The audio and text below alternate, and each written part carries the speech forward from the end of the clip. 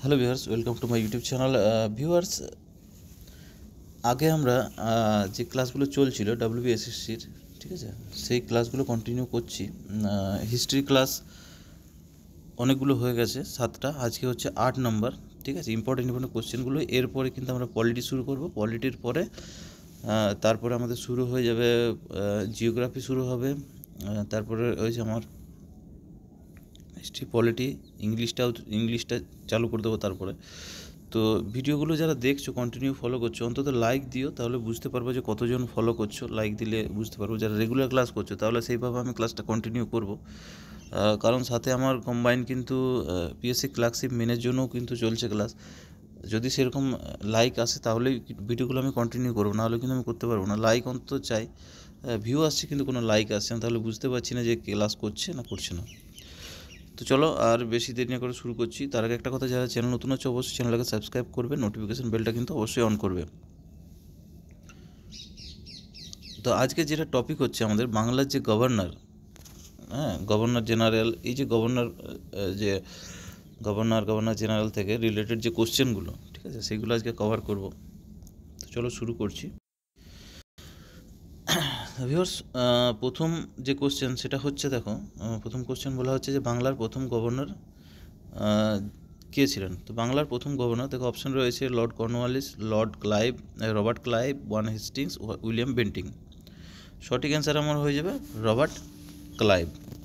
ঠিক আছে, এইটা একটা মানে মুখস্থ একটা লজিক আছে যে বাংলার প্রথম, ভারতের প্রথম, ঠিক আছে, এগুলো লজিক হচ্ছে একটা, যেটা আমরা ফলো করতাম আর কি আমাদের সময়, এখনও চলে আসছে। কালুর হাসিতে আছে লজিকটা, কালুর হাসিতে হাসছে বান্টি, বান্টির কান্নায় কাঁদছে মান্টি। ঠিক আছে, এরকম একটা লজিক ছিল। হ্যাঁ, তোমরা নিজের মতো করে বানাতে পারো, তাহলে সুবিধা হয়ে যাবে। দেখো পরে কোশ্চেন, দ্বৈত শাসন ব্যবস্থা বা ডুয়েল সিস্টেম কে চালু করেছিল। অপশানে হচ্ছে ওয়ারেন হেস্টিং, রবার্ট ক্লাইভ, আর লর্ড কর্নওয়ালিস, আর লর্ড বেন্টিং। তো সঠিক অ্যান্সার আমার হয়ে যাবে লর্ড ক্লাইভ, অপশন বি। পরে কোশ্চেন দেখো, দ্বৈত শাসন ব্যবস্থা কে বিলুপ্ত করেছিল।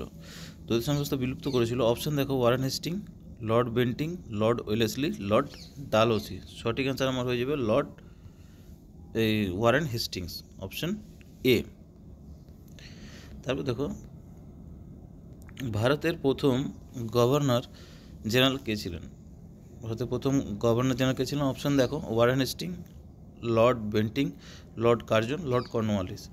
সঠিক অ্যান্সার আমার হয়ে যাবে ওয়ারেন হেস্টিংস। পরে কোশ্চেন দেখো, কোন আইনে গভর্নর জেনারেল পদ সৃষ্টি হয়েছিল। কোন আইনে। অপশান দেখো পিটস India act, charter act 1813, regulating act 1773, India council act 1861। তো সঠিক অ্যান্সার আমার হয়ে যাবে রেগুলেটিং অ্যাক্ট 1773, অপশান সি সঠিক অ্যান্সার। পরে কোশ্চেন দেখো, প্রথম ইংরেজ মারাঠা যুদ্ধ কে চালান। অপশান দেখো, এখানে অপশান রয়েছে Warren Hastings, Lord Bentinck, Lord Wellesley, Lord Dalhousie. সঠিক অ্যান্সার আমার হয়ে যাচ্ছে ওয়ারেন হেস্টিংস, অপশান এ। পরে কোশ্চেন দেখো, ভারতের প্রথম গভর্নর জেনারেল কে ছিল। প্রথম governor general Lord Curzon, Lord Bentinck, Lord Wellesley, Lord Ripon. তাহলে অপশান আমার এখানে দেওয়াই রয়েছে, ঠিক আছে, Lord William Bentinck, option B আমার অ্যান্সার হয়ে যাবে।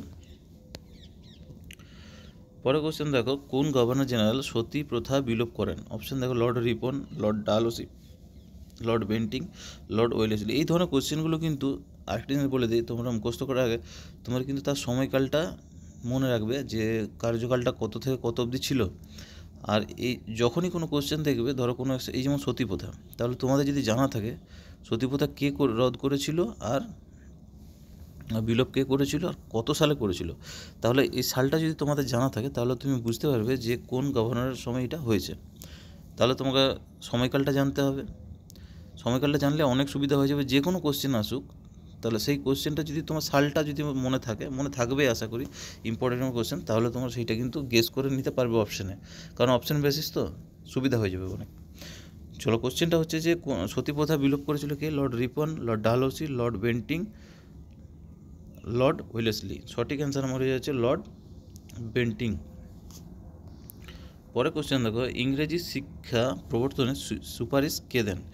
রাজা Rammohan Roy, Macaulay, Lord Ripon, Lord Curzon. ঠিক আছে, অপশান হয়ে যাবে লর্ড ম্যাকলে, অপশান বি।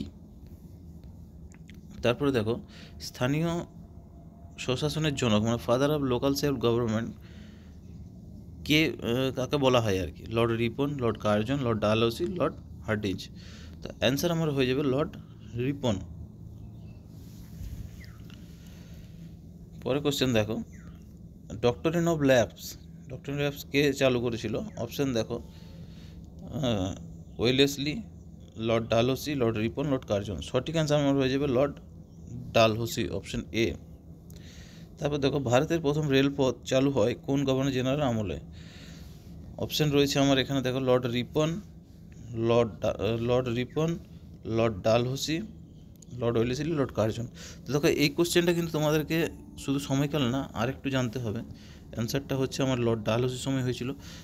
প্রথম চালু হয়েছিল কত সালটাও কিন্তু তোমাদেরকে জানতে হবে। রেলপথ চালু হয়েছিল কত সালে চালু হয়েছিল, কোথা থেকে কোথায় চলেছিল, এটাও তোমাদের খুব ইম্পর্টেন্ট সেই সময়কার। হ্যাঁ, এই টাইপের কিন্তু মানে স্ট্র্যাটেজিকের মধ্যেও তোমার কোশ্চেন হয় যে প্রথম প্যাসেঞ্জার ট্রেন নাম কি, প্রথম প্যাসেঞ্জার ট্রেন আর কি তার নাম কি, কতজন প্যাসেঞ্জার ছিল, কতজন, মানে ওই রিলেটেড জিকেগুলো তোমাকে পড়তে হবে। একবার পড়ে নিলেই মুখস্থ হয়ে যাবে, এগুলো বারবার পড়ার দরকার পড়ে না। চলো পরে কোশ্চেন, 1857 সালের বিদ্রোহের সময় গভর্নর জেনারেল কে ছিল? 1857 সময় চারটে অপশান আমার রয়েছে, Canning, Lord Curzon, Lord Ripon, Lord Bentinck. সঠিক আমার অ্যান্সার হয়ে যাবে লর্ড ক্যানিং। লর্ড ক্যানিংয়ের সময় হয়েছিল। ঠিক আছে, পরে দেখো, ভারতের প্রথম ভাইসরয় কে ছিল? Lord Ripon, Lord Canning, Lord Curzon, Lord Hardinge. সঠিক অ্যান্সার হয়ে যাবে আমার লর্ড ক্যানিং, প্রথম ভাইসরয়। তারপরে দেখো, বঙ্গভঙ্গ কে রদ করেছিল? দেখো, বঙ্গভঙ্গ ডালহৌসি, অপশান বি হচ্ছে Lord Curzon, Lord Ripon, Lord Linlithgow. সঠিক অ্যান্সার আমার হয়ে যাবে লর্ড কার্জন। সালটা তোমাদেরকে জানতে হবে, বঙ্গভঙ্গ কবে রদ হয়েছিল, কোন ভাইসরয়ের সময় ভারতীয় জাতীয় কংগ্রেস গঠিত হয়েছিল?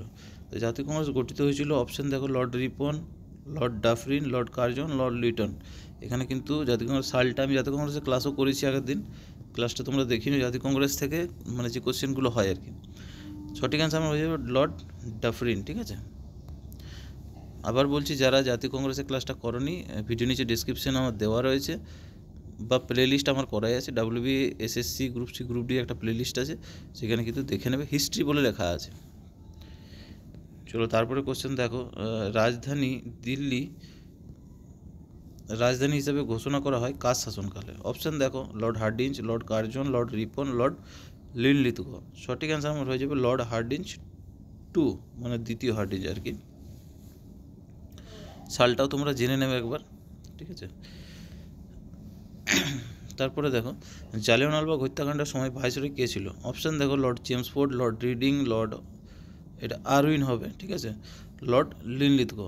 সঠিক অ্যান্সার আমার হয়ে যাবে লর্ড চেমসফোর্ড, অপশান এ। পরে দেখো, গান্ধী আরউইন চুক্তি 1931 কে স্বাক্ষর করেছিল? গান্ধী চুক্তি 1931 Lord Linlithgow, Lord Irwin, Lord reading, Lord Wellesley. সঠিক অ্যান্সার আমার হয়ে যাবে লর্ড আরউইন। এটা স্পেলিংটা একটু ঠিক করে নেবে, আরউইন হবে, ইরউইন হয়ে গেছে। তারপর দেখো, ভারতের শেষ ভাইসরয় কে ছিলেন? ভারতের শেষ ভাইসরয় ছিলেন, অপশান দেখো একবার, Lord Mountbatten, Lord Wavell, Lord Linlithgow, C Chakravarti, Rajagopalachari. সঠিক অ্যান্সার আমার হয়ে যাবে লর্ড মাউন্টব্যাটেন, অপশান এ, আর শেষ ভাইসরয়। ঠিক আছে, তারপরে দেখো, স্বাধীন ভারতের প্রথম গভর্নর জেনারেল কে ছিলেন? স্বাধীন ভারতের প্রথম গভর্নর জেনারেল ছিলেন, অপশান একবার দেখো, জওহরলাল নেহরু, লর্ড মাউন্টব্যাটেন, সি গোপালাচারী, রাজেন্দ্র প্রসাদ। সঠিক অ্যান্সার আমার হয়ে যাবে লর্ড মাউন্টব্যাটেন, অপশান বি। পরে কোশ্চেন দেখো, ভারতের শেষ গভর্নর জেনারেল কে ছিলেন? ভারতের শেষ গভর্নর জেনারেল কে ছিলেন? Lord Mountbatten, Rajendra Prasad, Gopalachari, Lord Linlithgow. সঠিক অ্যান্সার আমার হয়ে যাবে সি গোপালাচারী। ঠিক আছে, চক্রবর্তী রাজা গোপালাচারী। এই ছিল আজকের ইম্পর্টেন্ট কোশ্চেনগুলো। তো তোমরা অবশ্যই চ্যানেলটাকে ফলো করো, একটা লাইক অন্তত দিয়ে যেও, আর সাবস্ক্রাইব করতে কিন্তু ভুলো না, ভিডিওটা শেয়ার করে দাও যারা প্রিপারেশন করছো WBSSC group C group D. Regular follow করতে থাকো, কিছু না কিছু উপকার পাবেই, কারণ আমি শুধুমাত্র কোশ্চেনগুলো করাচ্ছি, তার সাথে অনেকে স্কিপ করে দেখছো, তার জন্য হয়তো বুঝতে পারো না, কিন্তু আমি তার সাথে রিলেটেড যে কোশ্চেনগুলো মানে পড়তে হবে তোমাদেরকে, সেগুলো কিন্তু আমি মার্ক করে দিই, তাহলে তোমাদের অনেক সুবিধা হবে। হয়তো তোমার এখানে লাগলো 22টা কোশ্চেন, কিন্তু আমি যে পড়ানোর সময় কিছু কিছু টপিকও আমি বলে দিই, দেখা যাবে হয়তো 100টা কোশ্চেন তোমার কভার হয়ে যাবে সেখান থেকে। তো চাইলে আমি 100টা কোশ্চেন করতে পারবো, কিন্তু অত করাবো তোমাদেরও বিরক্ত লাগবে, হ্যাঁ, ধৈর্য ধরে ক্লাস করা, কারণ টাইম লাগে এগুলো। তার থেকে আমি যে ইম্পর্টেন্টগুলো করাচ্ছি তার সাথে আমি টপিকগুলো দিয়ে দেবো, তাহলে তোমরা বই থেকে সেগুলো পড়ে নিতে পারবে বা নোট ডাউন করে নিতে পারবে, তাহলে তোমার অনেক সুবিধা হয়ে যাবে। তাই বলছি যে স্কিপ করে দেখো না ভিডিওটা পুরোপুরি দেখার চেষ্টা করবে। চলো এখানে শেষ করলাম, পরের ভিডিওতে আবার দেখা হচ্ছে।